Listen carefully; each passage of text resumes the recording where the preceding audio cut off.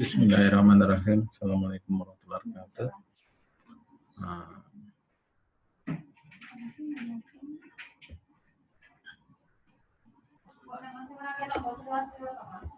Bismillahirrahmanirrahim. Assalamualaikum warahmatullahi wabarakatuh. Selamat bertemu kembali dalam mata kuliah Total Quality Management.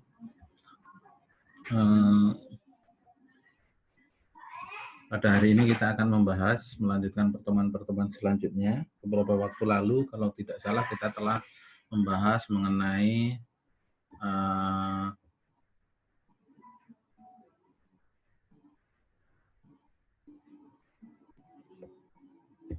tujuh alat kendali mutu yang sudah kita bahas bersama-sama. Kali ini kita akan membahas mengenai konsep dari gugus kendali mutu atau disingkat dengan namanya GKM.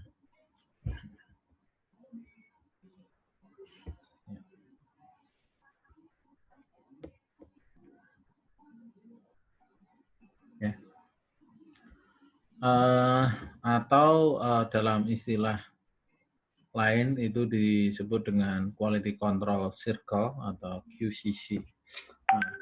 Ada beberapa hal yang melatar belakangi gugus kendali mutu itu dibentuk. Namun demikian kita bahas dulu mengenai pengertiannya. Gugus kendali mutu adalah kumpulan atau kelompok karyawan dari suatu unit tertentu yang biasanya adalah unit itu dari suatu bagian yang sama atau unit yang sama yang bekerja pada bidang yang sama, area yang sama, dan bertemu secara berkala dalam upaya untuk pengendalian mutu melalui cara pertama adalah identifikasi permasalahan, kemudian menganalisis, kemudian mencari rencana pemecahan masalah yang akan dihadapi dalam pekerjaan di unit kerja tersebut dengan menggunakan teknik kendali mutu.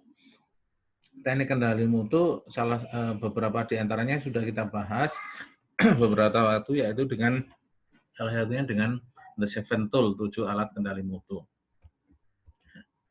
Sasaran dari gugus kendali mutu ini, jadi gugus kendali mutu itu adalah suatu gugus yang terdiri dari beberapa karyawan, nanti ada identifikasinya sekitar 3-10 orang, dan biasanya itu diusahakan ganjil, 3-9 juga lebih bagus, dalam upaya menyelesaikan dan menyelesaikan permasalahan dan mengendalikan permasalahan mutu.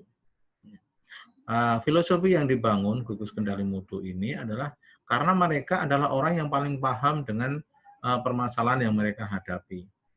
Karena sifat mutu secara umum juga dipersepsikan sebagai dalam suatu industri atau manufaktur secara khusus juga dalam melakukan proses produksi, baik itu jasa maupun barang. Meskipun dalam total quality mutu, total quality management atau manajemen mutu terpadu, bahwa mutu tidak hanya sekedar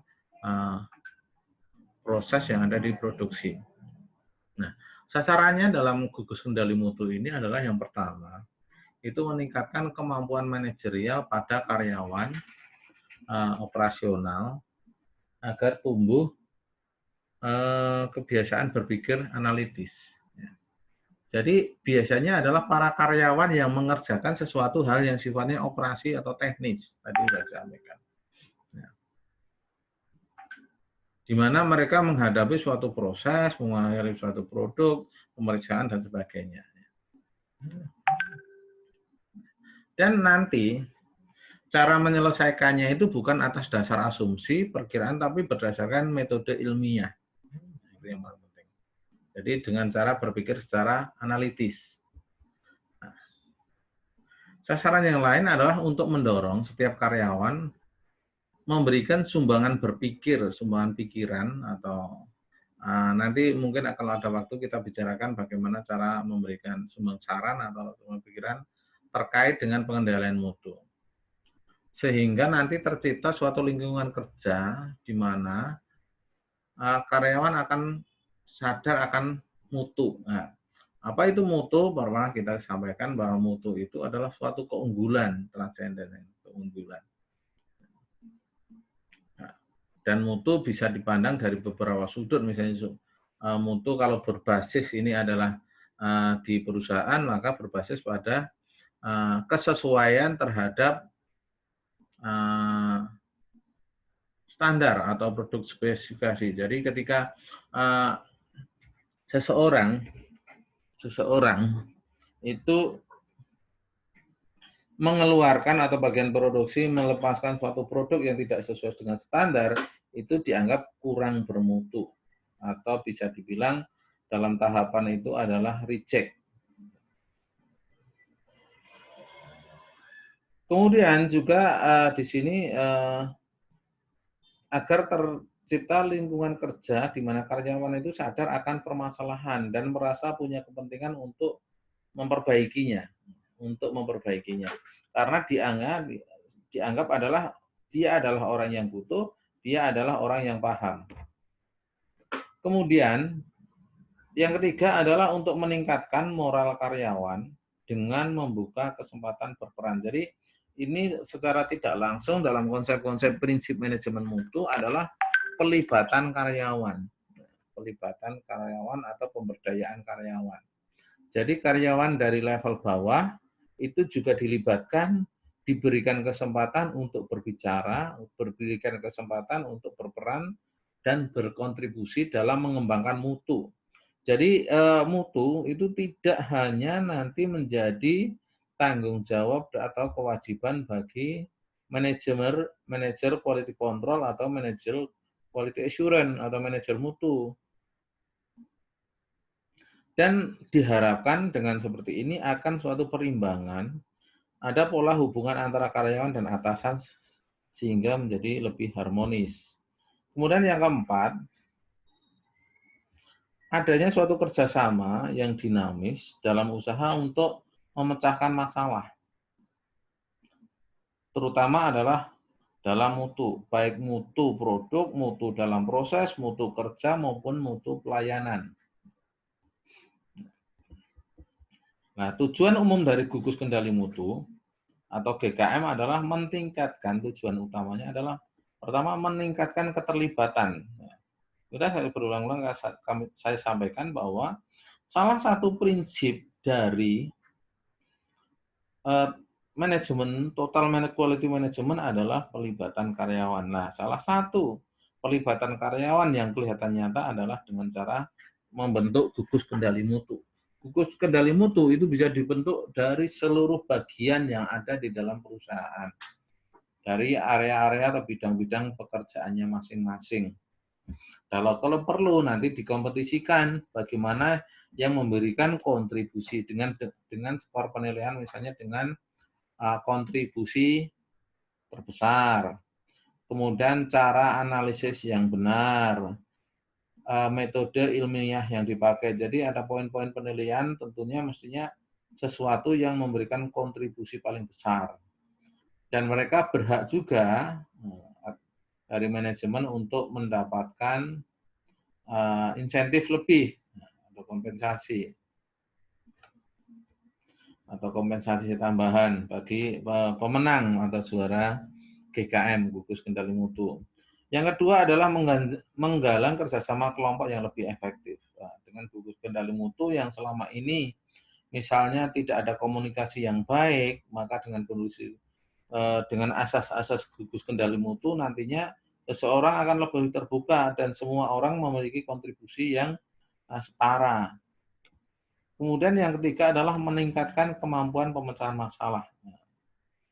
Jadi tentunya untuk bisa menyelesaikan masalah dengan cara metode ilmiah, para anggota gugus kendali mutu diharapkan juga mampu belajar dan mampu cara menganalisis masalah Melalui tentunya di sini bagi yang belum memahami akan dilakukan pelatihan-pelatihan bagaimana cara memecahkan masalah yang baik dan membuat keputusan yang baik. Kemudian yang keempat adalah untuk pengembangan diri atau pribadi dan kepemimpinan.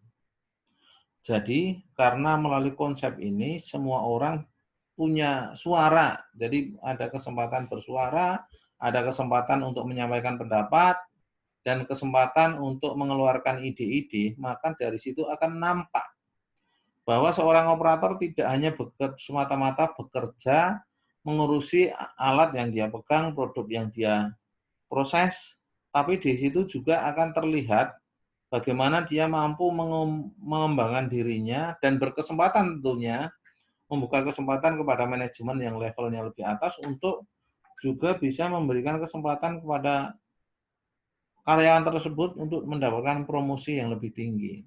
Tidak hanya menjadi seorang operator pada lingkungan tertentu. Karena dari situ pemikiran-pemikirannya itu akan nampak. Bagaimana isi kepalanya dan bagaimana itu memberikan kontribusi dan cara berpikirnya. Kemudian adalah langkah lebih jauh itu adalah untuk menanamkan kesadaran bahwa masalah itu pada prinsipnya bisa dicegah. Jangan sampai jadi dalam konsep QCC atau circle atau siklusnya itu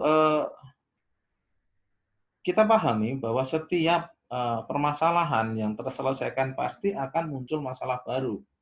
Ya. Nah, tentunya masalah baru itu bergeser. Ya. Misalnya seseorang telah menyelesaikan masalah masalah kecelakaan kerja, gitu kan. Resiko kecelakaan kerja. Ketika resiko kecelakaan kerja terselesaikan, mungkin akan muncul masalah lagi, mungkin masalah ruangan, mungkin masalah dana, gitu. Dan di sini, ketika seseorang terbiasa sadar mengantisipasi suatu kejadian masalah, maka para karyawan ini tentunya akan berpikir bagaimana supaya masalah itu tidak timbul lagi atau bisa dicegah. Dalam konsep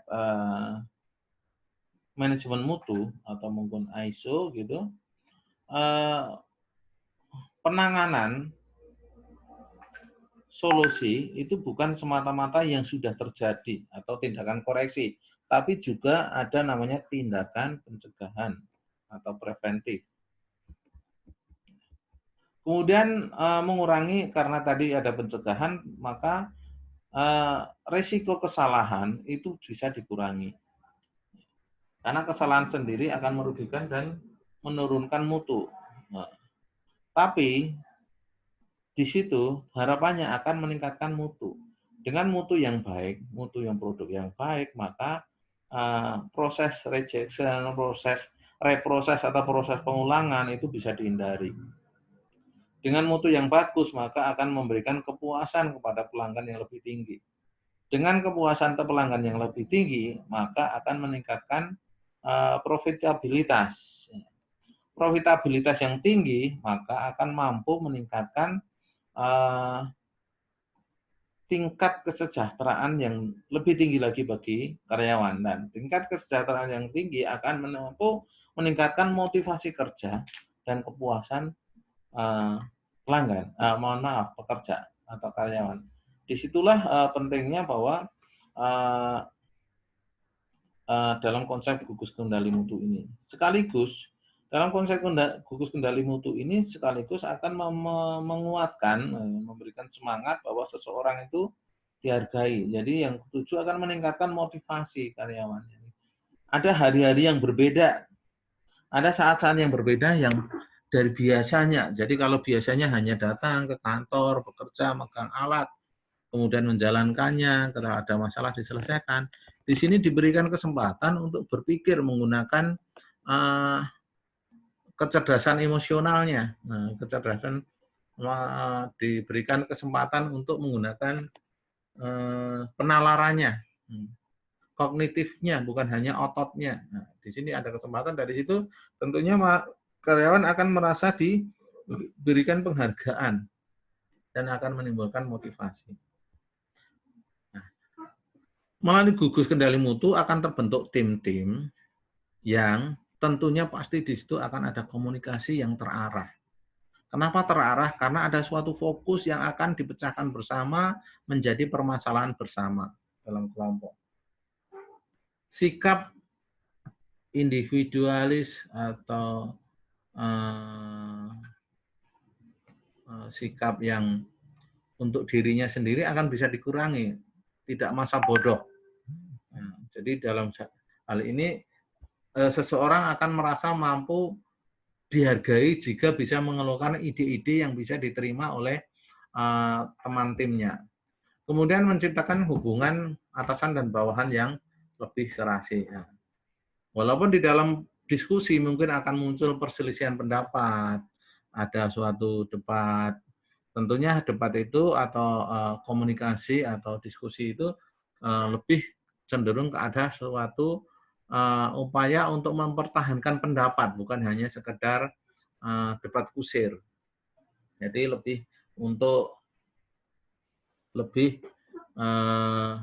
bisa menyampaikan bahwa ketika suatu pendapat tidak atau belum diterima oleh tim anggota yang lain, maka harus dikemukakan alasan-alasannya.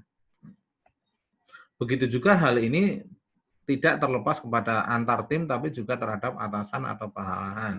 Dengan demikian, hubungannya lebih objektif terhadap suatu permasalahan-permasalahan, bukan hanya subjektif antara baik dan buruk, jelek dan mohon maaf, baik buruk maupun jelek maupun baik. Kemudian salah satu secara khusus gugus kendali mutu ini akan meningkatkan kesadaran akan keselamatan kerja. Karena apa? Kalau hal lain aja dipikirkan, apalagi yang menyangkut keselamatan dirinya, maka seseorang akan berani menyampaikan bahwa ada sesuatu yang berbahaya terhadap dirinya atau timnya, maka akan berkesempatan atau karena ada ruang, maka dia berani berpendapat. Kemudian sasaran yang lain adalah untuk tujuan yang lain adalah untuk meningkatkan pengendalian produk. Ya. Pengendalian produk itu artinya apa? Ketika mau akan reject atau mengalami penyimpangan yang banyak karena kita dalam proses pengendalian, maka itu tidak akan terjadi. Jadi ada tanda-tanda, nanti kita akan membahas melalui statistical process control, ketika ada suatu produk yang akan menyimpang, itu akan sebetulnya akan tidak tiba-tiba. Saya contohkan sederhana seperti ini. Misalnya suatu printer, ya printer dot gitu ya, itu akan habis atau tidak bisa membuat ngeprint, sebenarnya ada indikatornya. Misalnya ketebalannya udah mulai berkurang seperti itu. Apalagi kalau dikasih indikator, artinya penunjuk, misalnya gas yang mau habis, itu akan kelihatan. Tidak tiba-tiba mati pet gitu, ya tidak. Ya, gitu. Oke, itu adalah mengenai tadi adalah tujuan, kemudian menyangkut dengan namanya ketentuan main atau aturan main gugus kendali mutu. Nah, secara umum, ini ketentuan diambil dari ketentuan umum. Yang pertama adalah anggota gugus kendali berasal dari unit kerja yang sama. Kenapa seperti itu? Karena dengan unit kerja yang sama mengalami masalah yang sama dan tujuan pencapaiannya sama, sehingga lebih fokus. Kemudian unit kerja yang lain bagaimana? Nah, unit kerja yang lain maka dia mengerjakan pada unitnya juga mereka. Jadi tidak dicampur aduk. Jadi bagian quality control, nanti bagian quality control. Quality control lapangan sama lab tentunya permasalahannya beda. Quality control lapangan mungkin masalah cuaca, masalah kendaraan yang dipakai. Sedangkan yang di dalam lab mungkin ada permasalahan yang berbeda lagi. Masalah mungkin tempat cuci tangan. Ya. Begitu juga bagian produksi. Bagian produksi misalnya packaging dengan bagian produksi mixing, itu mungkin permasalahannya akan berbeda. Nah, kemudian mengenai jumlah itu tidak ditetapkan secara pasti, tapi sekitar 3 sampai 10 orang, idealnya ya 7 sampai 8. Tapi kalau bisa ganjil. Kenapa ganjil? Lebih ke arah ketika nanti ada harus diambil suatu keputusan yang sifatnya kolektif, sifatnya aklamasi, maka tidak berimbang, artinya ada N plus 50 plus 1. 50% plus 1. Kemudian juga di sini akan dipilih pimpinan kelompok atau ketua GKM namanya, ketua GKM, yang tentunya dianggap paling bisa diterima oleh seluruh anggota kelompok. Selain ketua, mungkin bisa juga dianggap yang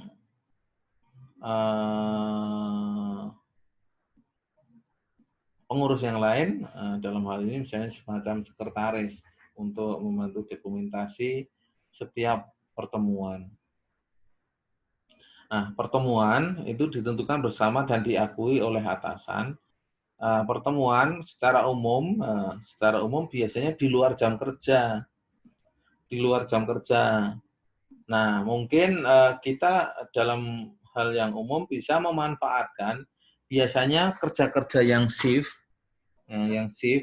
itu ada overlap antara shift.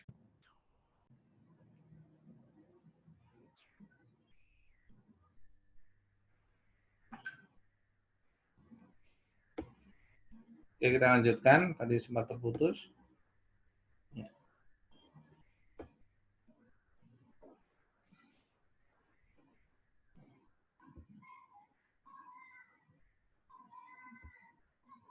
Ya. Kita lanjutkan, sempat terputus tadi. Ya.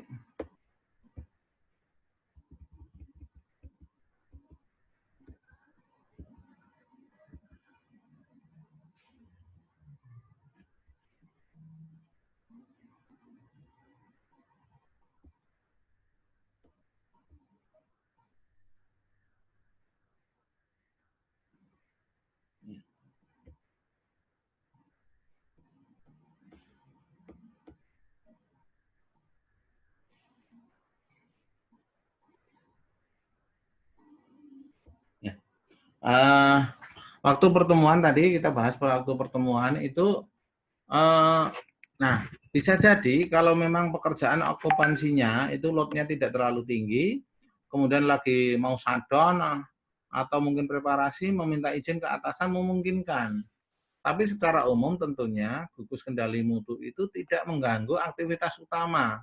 Aktivitas utama apa ya? Seseorang yang operator packaging ya dia fokus di packaging, gitu. Misalnya di bagian pengiriman atau pemegang atau di warehouse atau di gudang ya tentunya dia di gudang. Ketika loadnya lagi rendah mau mengadakan pertemuan, ya bisa juga. Kemudian tugas yang utama diserahkan kepada yang tidak masuk tim. Nah, masalah yang dipilih tentunya akan berkaitan dengan tugas yang utama yang dijalankan. Nah, para anggota itu juga harus aktif terlibat dan mengumpulkan pendapatnya. Nah, kalau hanya diam-diaman ya nanti sama aja nanti tugasnya dari atasan. Justru nanti harapannya tentunya memiliki pemikiran bahwa dengan dia mengemukakan pendapatnya, maka masalahnya akan terbantu karena sebetulnya konsepnya di sini adalah konsep pemecahan masalah. Ada masalah, kemudian kita mengutarakan karena alasannya kuat, maka harapannya disetujui, solusi yang kita tawarkan disetujui oleh atasan kita. Jadi para anggota harus aktif menyampaikan pendapat, disetujui atau tidak mungkin disampaikan dulu, karena nanti akan ada pemilihan masalah prioritas. Nah, masalah prioritas.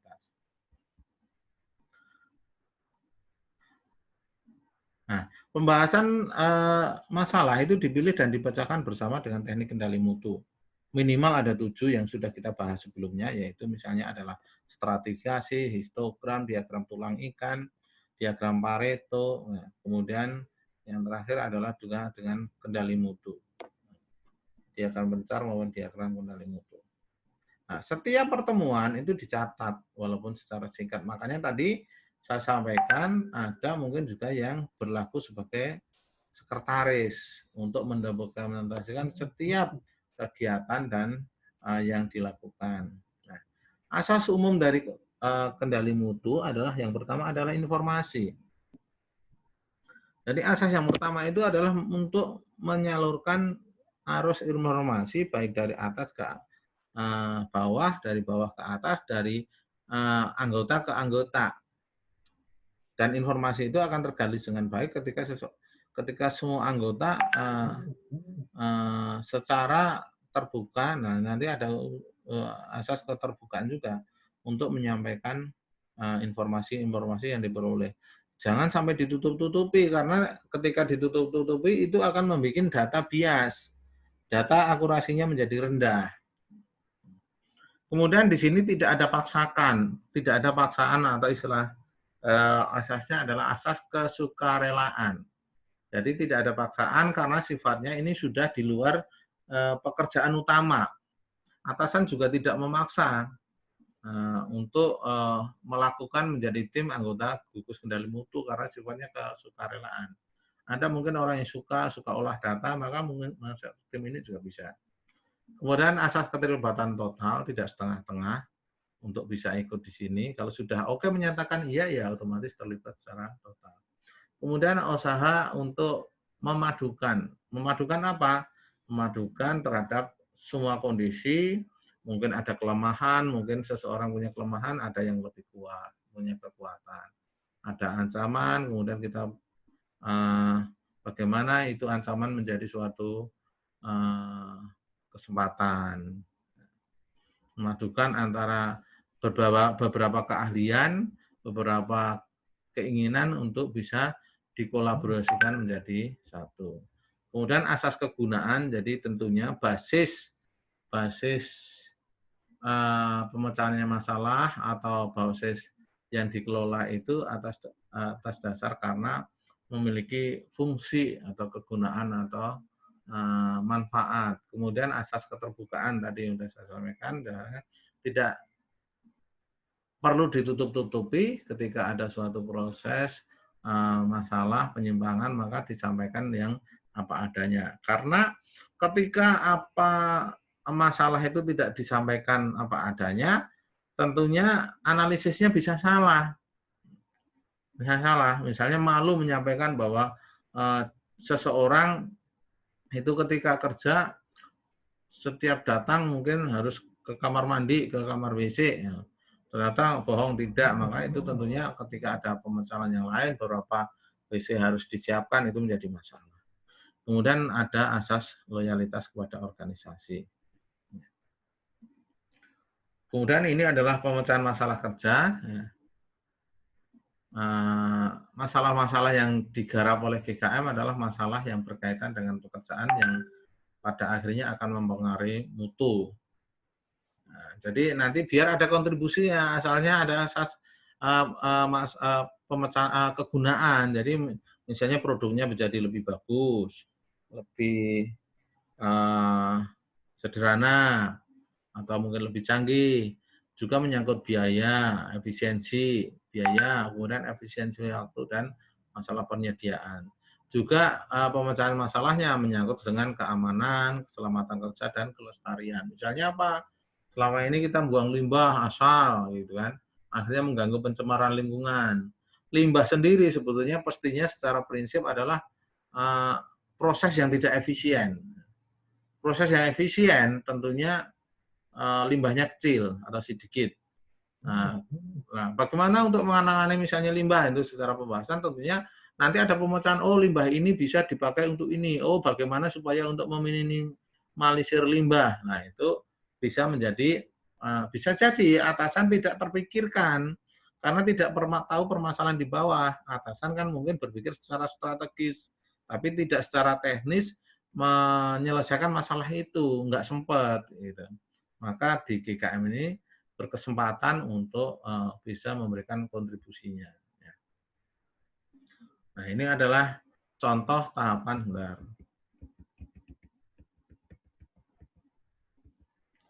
Ini adalah contoh tahapan pemecahan masalah.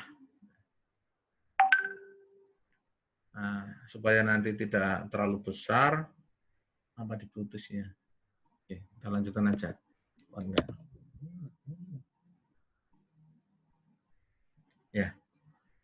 Ini adalah contoh tahapan pemecahan masalah. Yang pertama misalnya adalah mengumpulkan masalah yang berkaitan dengan misalnya masalah limbah. Nah, dengan titik-titik itu misalnya dengan masalah limbah.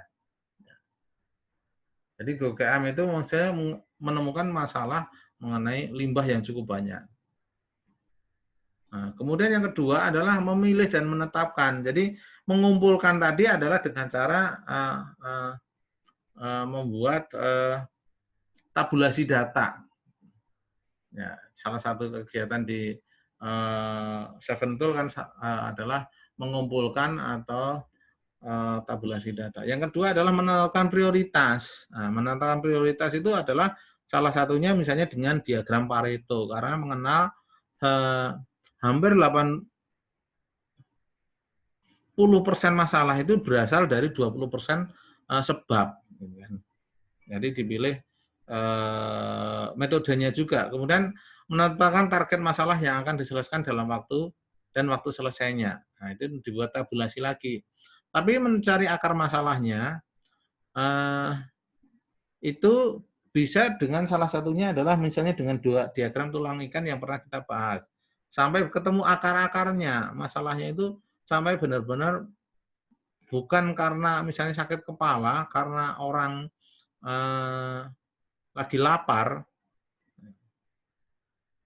itu dikasih obat macam-macam. Padahal kalau dia sarapan udah selesai. Nah, itu tentunya supaya ini juga menyangkut dengan keterbukaan. Nggak usah malu misalnya masalah lapar, ini contoh.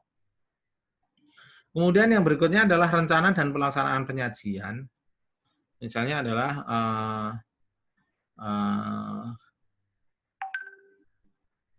agar bagaimana presentasi kita atau apa yang kita inginkan itu disetujui oleh pimpinan.